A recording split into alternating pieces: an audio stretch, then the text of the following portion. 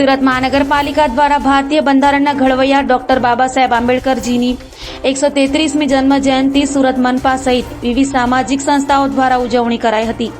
14મી April એટલે કે ભારતીય બંધારણના ઘડવૈયા ડોક્ટર ભીમરાવ બાબા સાહેબ આંબેડકરની જન્મ જયંતિની દર વર્ષની જેમ આ વર્ષે પણ હર્ષોલ્લાસ સાથે ડોક્ટર બાબા સાહેબ આંબેડકરની જન્મ જયંતિ ઉજવાઈ હતી। સુરત મહાનગરપાલિકા દ્વારા વિશ્વ વિભૂત મહામાનવ ભારત રત્ન અને ભારતીય બંધારણના ઘડવૈયા એવા ડોક્ટર બાબા સાહેબ આંબેડકરજીની જન્મ જયંતિને લઈ 14મી એપ્રિલના રોજ માન દરવાજા ખાતે આવેલ ડોક્ટર બાબા સાહેબ આંબેડકરજીની પ્રતિમાને વંદનાનો કાર્યક્રમ યોજાયો હતો અને ડોક્ટર બાબા સાહેબ આંબેડકરની પ્રતિમાને સુરતની આંટી પહેરાવી વંદના કરી હતી। બંધારણના ઘડવૈયા એવા બાબા સાહેબ આંબેડકરે આપણા ભારત દેશ માટે જે બંધારણની રચના કરી અને એને જ લીધે અમારા સૌના માર્ગદર્શક પણ રહ્યા અને આજે એમની જન્મ જયંતિએ આજે આપણે એમને નમન પણ કરીએ અને શહેરની અંદર સર્વે લોકો સુખ સંપત્તિથી રહે અને મેળજોડથી આપણે સૌ આગળ વધીએ એવી શુભકામના। ભારત રત્ન બંધારણના ઘડવૈયા અને એક રીતે કહીએ તો ગરીબોના મસીહા એવા પરમ પૂજ્ય ડોક્ટર બાબા સાહેબ આંબેડકરની આજે 133મી જન્મ જયંતિ છે।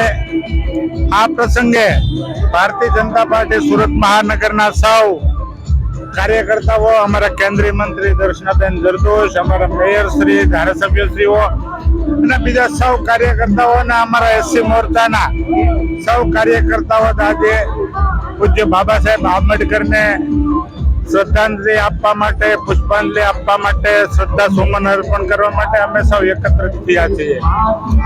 બાબા સાહેબ આંબેડકરનું જીવન જ એક સંદેશ છે।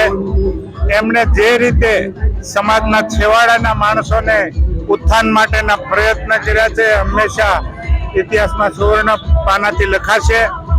પુનઃ હું પૂજ્ય બાબા સાહેબ આંબેડકરને અમારા સુરત મહાનગરના સૌ કાર્યકર્તાઓ વતી હું હૃદયપૂર્વકની શ્રદ્ધાંજલિ પાઠવું।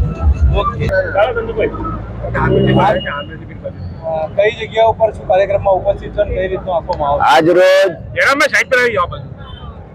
કિન્નરીની સિનેમા પાસે બાબા સાહેબ આંબેડકર સાહેબની પ્રતિમા પાસે એમની 133મી જન્મ જયંતિ ઉજવણી નિમિત્તે કોંગ્રેસ દ્વારા અમે પુષ્પાંજલિ અર્પિત કરીએ છીએ અને એમના સિદ્ધાંતો અને એમને બનાવેલા દેશના જે સંવિધાનના કાયદાઓ છે તેનો સંપૂર્ણ રીતે અમલ થાય અને એને પકડીને એનો કોઈ પણ પ્રકારનો એમાં કોઈ પણ છેડછાડ ના થાય તે સંવિધાનની રક્ષા કરવા માટે અમે સૌ પ્રતિબદ્ધ છીએ।